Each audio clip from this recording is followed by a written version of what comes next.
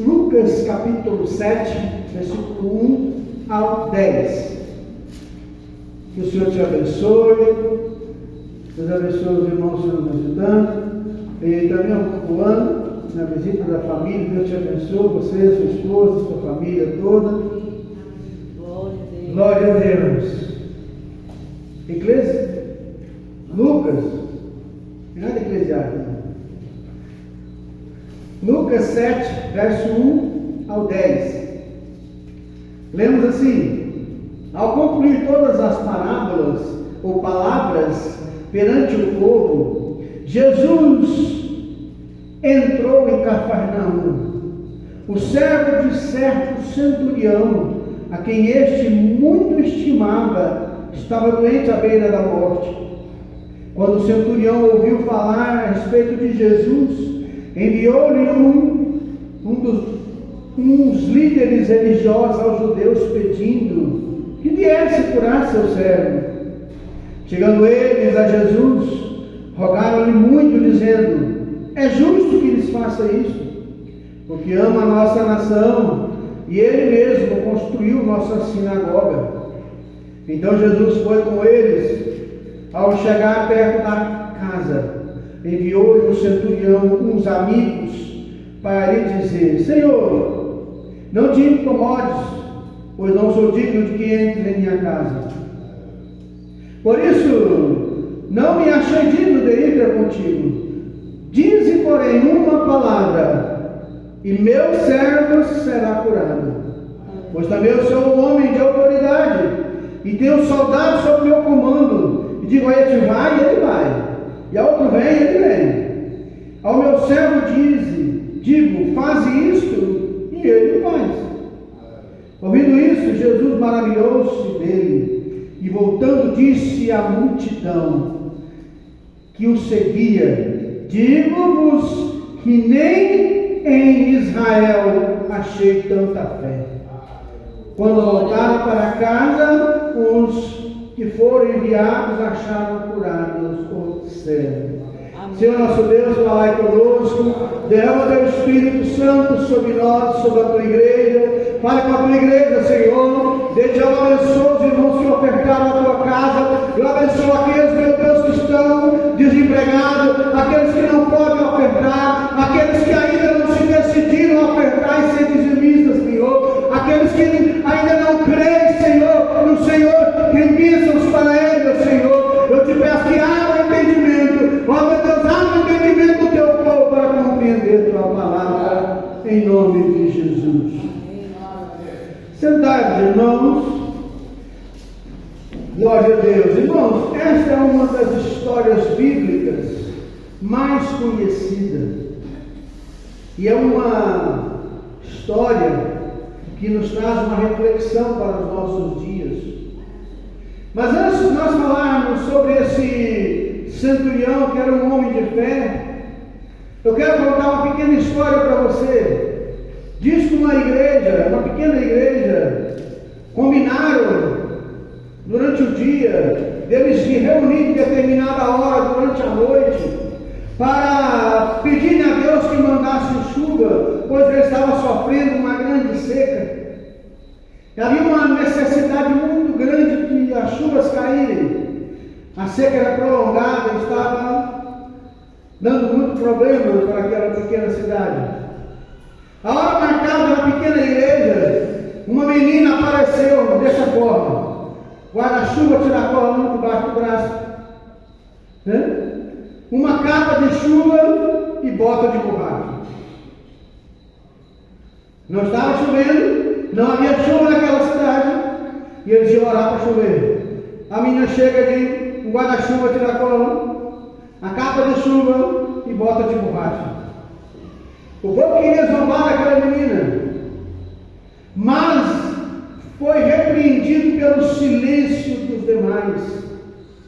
Por quê? Envergonhados, porque aquela menina tinha fé.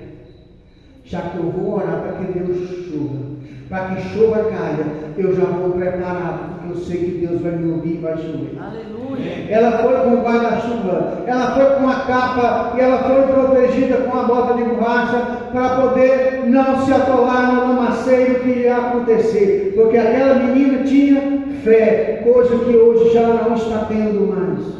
Pastor, eu tenho fé, mas se você tem fé, é hora de colocar ela em prática, porque esse homem era um homem inteligente, e eu sei que a história aqui, você já leu, mas aqui o centurião tinha um servo.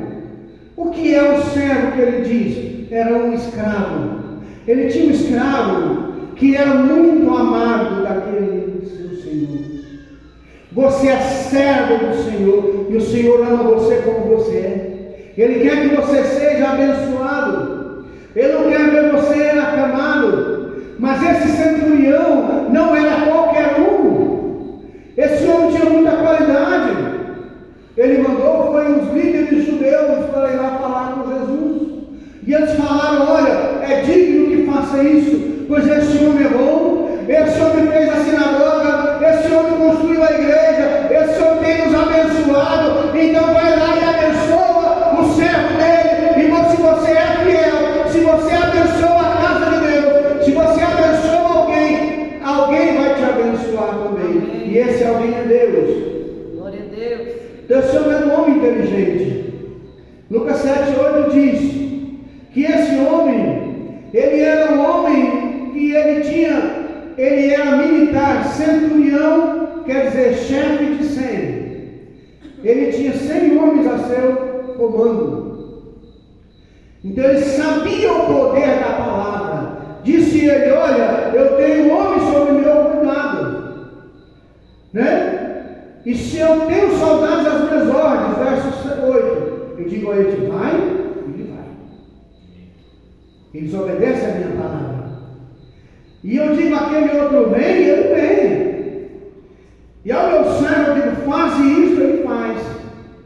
Aquele homem sabia o poder da palavra, irmãos. Você sabe o poder que a palavra tem? Já pensou que muitas pessoas, irmãos, a sua vida está exatamente como eles dizem que estão? O que está em Marcos 9:29?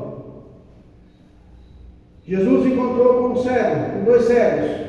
E eles começaram a clamar: Jesus, filho também tem misericórdia de nós.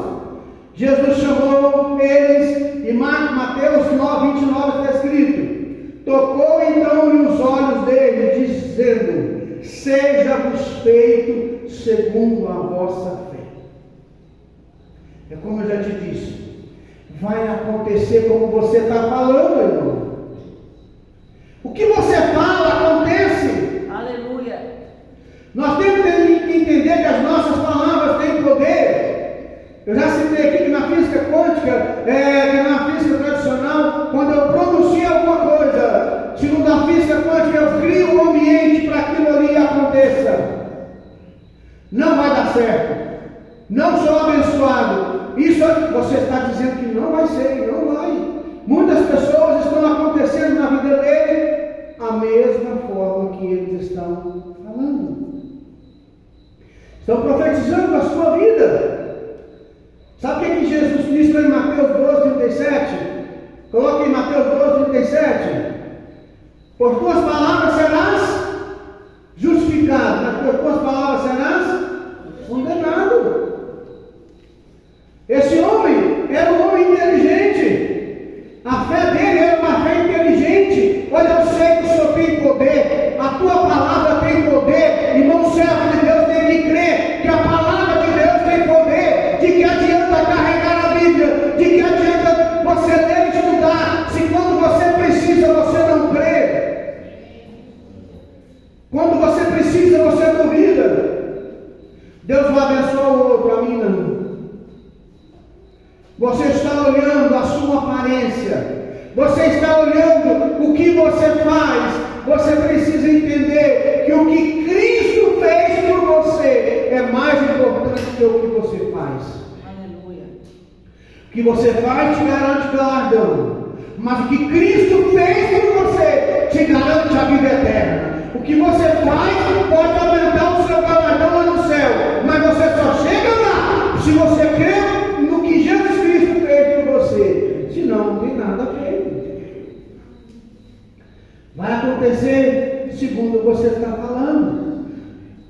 Vai acontecer da mesma forma. No Provérbios 23:7 está escrito que o homem pensar em sua alma, assim ele é.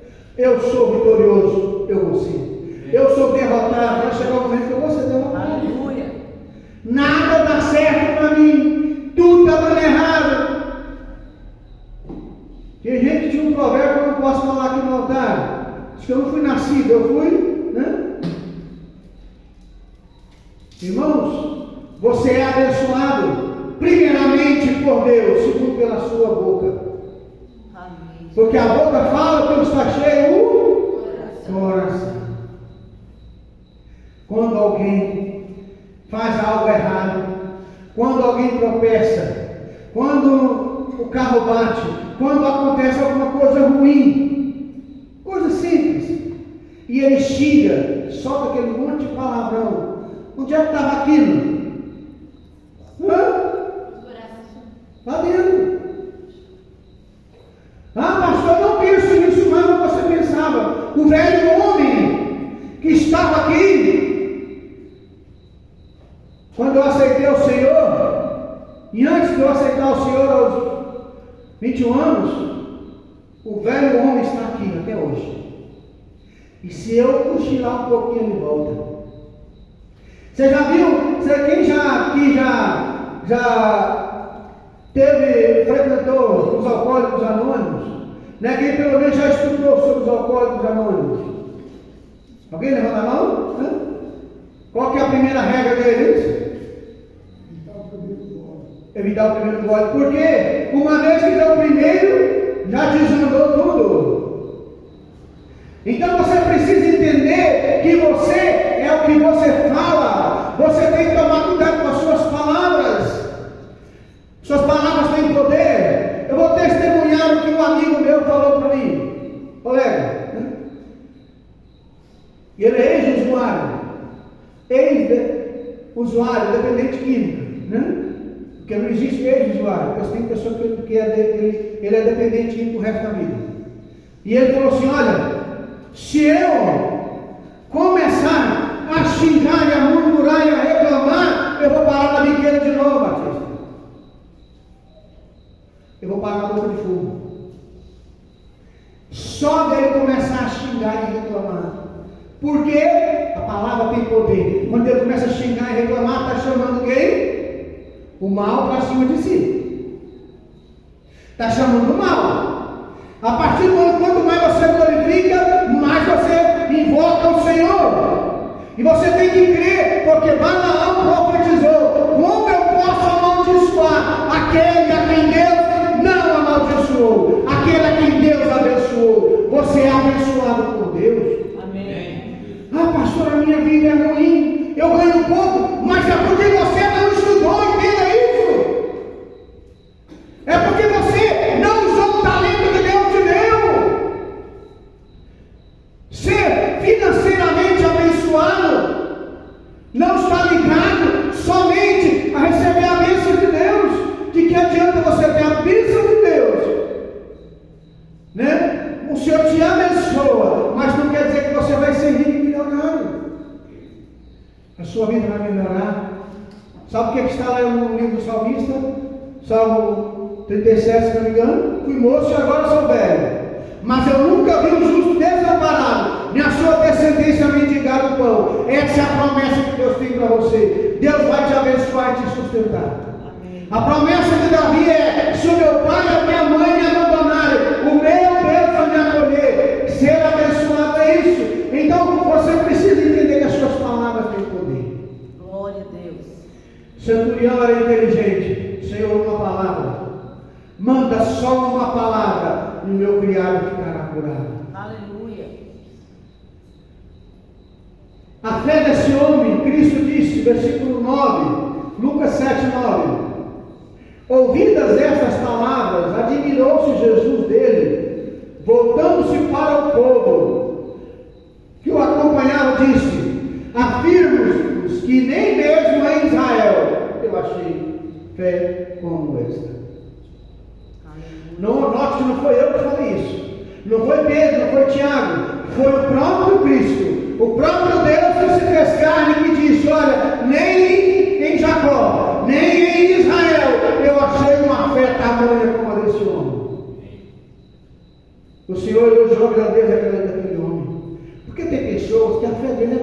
pequenininha. É uma fé sem vigor. São pessoas boas? Claro que são. Ah, pastor, mas a Bíblia diz que se a tua fé for como um grão de mostarda, que é a menor semente. Mas note bem que lá em Marcos capítulo 11, quando Jesus fala sobre a fé pequena, mas é uma fé pequena que é usada. Tem gente que tem fé, mas ele não usa. Se você disser a esse monte, ergue-te e lança-te ao mar, e não duvidar no seu coração, mas crer que se fará o que você disse, assim será convosco. Está então um processo muito grande. Primeiro você tem que crer. Segundo você tem que dar uma ordem ao problema. Terceiro você não pode duvidar. Quarto você tem que acreditar que você já pôs a mão. Marcos 11:24. Amém. Crede que o recebeste e assim será convosco. Então são pessoas boas que oram, buscam, mas não vai ser usado num propósito maior. Porque o Senhor está procurando pessoas que possam usar, pessoas que estejam dispostas a colocar sua fé, plantar a sua fé. O que é plantar a sua fé? Repartir ela. Repartir sua fé com o próximo, para que se multiplique. A fé tem que ser multiplicada. Pessoas que sabem o valor da sua fé são pessoas que têm uma fé vitoriosa. Lá em Mateus capítulo 8, versículo 13, Cristo falou para esse centurião. Mateus registra essas palavras aqui. Mateus 8, verso 13. Então disse Jesus ao centurião: vai, e como creste seja feito. E naquela mesma hora o seu criado saiu. Aleluia. É como você crê. Eu creio. Eu tomo posse. Eu sou abençoado. Ah, pastor, mas eu vou falar de uma coisa que eu não sou. Primeiramente você tem que ter certeza. Quem é servo de Deus aqui, diga amém. Amém. Então a primeira coisa que você tem que certeza: eu sou servo de Deus. Eu sigo o propósito de Deus. Segunda coisa, você tem que ter certeza que você fala com esse Deus todo dia, orando. Você tem que ter certeza que esse Deus fala com você todo dia através da sua palavra. Amém. Então primeiro você tem que crer que você é um servo de Deus. Segundo, você tem que falar com esse Deus. Terceiro, esse Deus tem que falar com você através da sua palavra, principalmente. A Bíblia fala da multiforme graça de Deus. Deus fala do jeito que Ele quiser, mas a maneira que Ele gosta de falar através da Bíblia. Que não há mudança nem sombra de variação. Então, se você crê, o Senhor vai também mudar a sua vida. Que esse 2 Coríntios 4, verso 13, Paulo diz assim: temos, portanto, o mesmo espírito de fé, como está escrito: eu criei, por isso falei. Nós cremos também, por isso falamos. Você tem que crer, irmão. Você tem que ser um homem de fé, uma mulher de fé, uma pessoa que não duvida quando Deus fala contigo. Aleluia. Eu cresci ouvindo, meu servo é esse que fala contigo. E quando Deus usava alguém, a gente tremia porque sabia que era Deus falando. Hoje em dia nem assim não está tocando mais. As pessoas não estão lendo a Bíblia e sentindo a graça de Deus mais, como Micael andou testemunhando aqui um dia no culto de jovens. Então, você precisa dizer: eu creio, por isso é que eu falei. Você é servo de Deus, você crê ou não crê? Amém. Quando Davi, o salmo que eu citei aqui, Salmo 27:10, Davi estava com um problema, Davi estava fugindo, Davi estava numa situação terrível, e ele diz assim: meu pai e a minha mãe me abandonaram, eu sei que o meu Deus não vai me abandonar.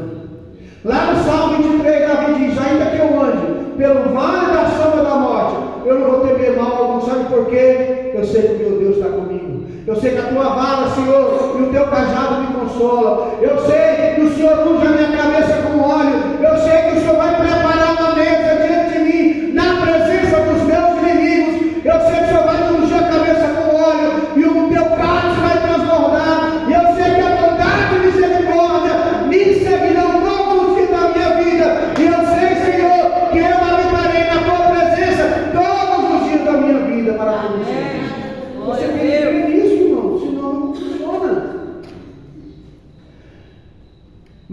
7:24. Todo aquele pois que escuta essas minhas palavras e as pratica, assemelhar-se ao homem prudente que edificou sua casa sobre a rocha. Você está ouvindo a palavra de Deus hoje? Você tem lido a palavra de Deus todo dia? E eu quero agora que você passe a edificar sua casa na rocha. O que é edificar a casa na rocha, pastor?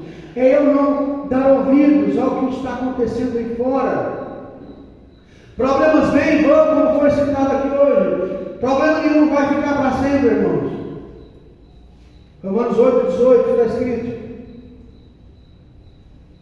que as aflições do tempo presente não podem ser comparadas com a glória que em há de ser revelada em nós. Servo de Deus tem que crer nisso, irmãos. Amém. Vou citar aqui o versículo que eu citei semana passada aqui, 2 Coríntios 5:1. Mais uma vez, você tem que crer nisso aí, irmãos. Paulo diz: sabemos que a nossa casa terrestre, desse tabernáculo, se Deus quiser, Ele apontava para si mesmo, que é o seu corpo. Sabemos que nós temos da parte de Deus uma casa eterna nos céus, feita não por mão de homens, mas pelo próprio Deus. Você tem que crer nisso, irmãos. Amém. Você tem que crer que realmente você está no lugar certo, na hora certa. Você tem que crer que Deus está do seu lado. A batalha está chegando. Faça como Caleb, quando pediu a terra para Josué. Josué, lembra que quando nós fomos visitar a terra prometida? Eu lembro. Nós visitamos aquele monte. Fomos lá em Hebron, Deus prometeu aquele monte para mim. Me dá o que é meu. Estou com 85 anos agora. Ele já faz 45 anos. Eu vou tomar o que é meu. Estou forte ainda para lutar, para entrar e sair. Caleb foi lá e conquistou o que era dele. Você tem que conquistar o que Deus te deu, com a sua fé. Amém. Lembra uma vez que Jonatas estava em Israel, não havia espada alguma. Os filisteus tinham tirado todo o armamento de Israel. Israel estava numa situação terrível. E havia poucas armas em Israel. Jonatas, filho de Saul, falou assim: olha, quer saber de uma coisa? Se Deus é conosco, Ele vai nos livrar dos filisteus. Nós vamos lutar contra eles. E Jonatas e seu escudeiro foram lutando e pelejando, 2 homens sozinhos.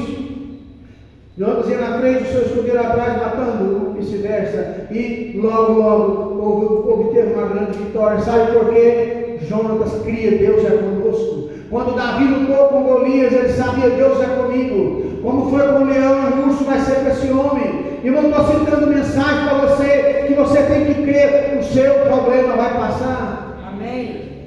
A sua luta vai cessar. A bênção vai chegar. Mas o grande problema é quando ela chegar. Toma cuidado, porque na hora da bonança que o diabo vem. É na hora da bonança que o diabo vem. Quando foi que o diabo tentou a Jó? Foi lá pedir autorização para tentar a vida de Jó. Quando foi? Jó estava na luta, na provação? Não. Tudo bem, muito bem, obrigado. Filhos abençoados, uma família linda, maravilhosa. Os filhos faziam banquetes, era o homem de Deus. Por que eu sei que era homem de Deus? Porque permitiu depois Jó ir lá e oferecer sacrifício, abençoar os filhos, fazer o ritual de purificação. Então era homem de Deus, era mulher de Deus. O diabo perseguiu aquele homem e ele perdeu tudo. Mas o Senhor mesmo disse: Jó falou, o Senhor me deu, o Senhor tomou. Louvado seja o nome do Senhor. É no momento da bonança que você tem que tomar cuidado. Muitas pessoas que estão na luta hoje, no problema hoje, foi porque um dia não deu ouvido à voz de Deus. Você tem fé, irmãos? Eu te pergunto: você tem fé? Amém. Basta pôr em prática que a coisa cresce. Amém. Glória. Você planta uma semente, ela morre, sabia? Mas ela multiplica e nasce um monte de outras sementes. O problema não é a oração, irmãos, é a vigilância. Diz a Bíblia: vigiai e orai. O Espírito está pronto, mas a carne é fraca. Crer, irmãos, é ir contra tudo e contra todos. Na maioria das vezes, você crê, vai ter alguém para levantar contra você. Lembra do que Cristo disse? Mas assim, onde é que estão os seus inimigos? Disse Cristo: os inimigos do homem são da sua própria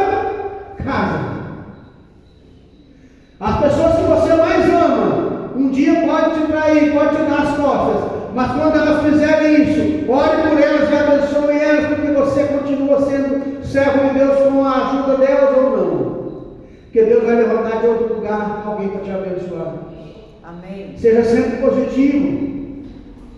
Ser positivo, sabe o que é, irmão? É não deixar que saia nenhuma palavra negativa da sua boca. Porque suas palavras têm poder. Eu sei que é difícil. Você vai ter que aprender a vigiar agora para frente. A não reclamar, a não murmurar. 1 Coríntios 10:10. Não murmureis, como alguns murmuraram e pereceram pelo destruidor. Eu não quero que você pereça pelo destruidor. Nós temos que fazer como esse centurião. Saber que o que a gente fala acontece.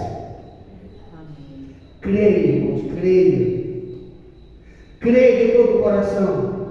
Porque eu tenho certeza, milagre na sua vida vai acontecer. Glória a E Deus. pelas tuas palavras serás julgado. E pelas Aleluia. tuas palavras serás condenado. Pelas tuas palavras serás justificado, perdão. E pelas mesmas palavras você pode ser condenado.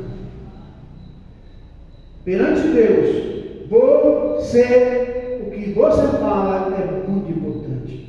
Perante o Senhor, o que você faz é importante demais. Deus está de olho no que você faz e no que você fala. Vamos ficar em pé. Vamos louvar o Senhor.